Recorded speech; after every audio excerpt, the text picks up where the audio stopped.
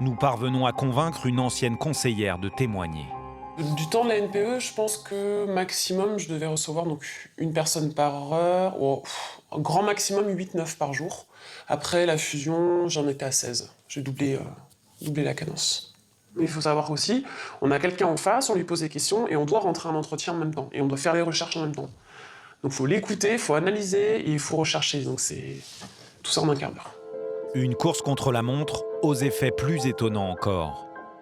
Pour prouver leur efficacité, les conseillers seraient implicitement poussés à réaliser de faux entretiens.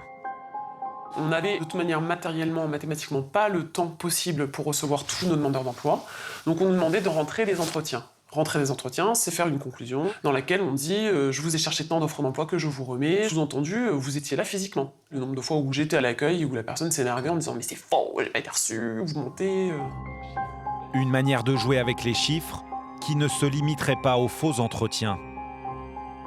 Pour réduire le nombre de chômeurs, Pôle emploi utiliserait également des méthodes de calcul très personnelles. Alors les astuces pour faire baisser les chiffres, c'est d'envoyer les gens en formation, puisque là ils sont plus ni en catégorie A ni en catégorie B, c'est radier les gens. C'est aussi les gens qui sont en temps partiel, ne font plus partie des chiffres. C'est jamais des discours très clairs, il n'y a pas une réunion où on vous assoit autour d'une table en vous disant bon alors les bonnes pratiques pour entuber la population, non.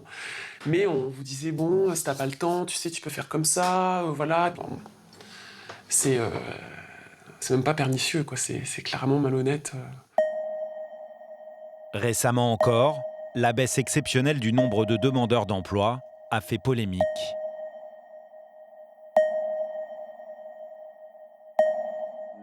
Conseillers débordés, connaissance approximative du marché du travail, chiffres mouvants, les reproches faits à Pôle emploi sont nombreux. Alors certains profiteraient sans scrupule de ces dysfonctionnements pour se la couler douce au soleil. Ancien directeur adjoint, Hervé Chaperon a même écrit un livre à charge sur la structure. Selon lui, Pôle emploi, né de la fusion entre l'ANPE et les ACEDIC, prend l'eau depuis ses débuts. Une fusion express intervenue juste après les élections présidentielles de 2007.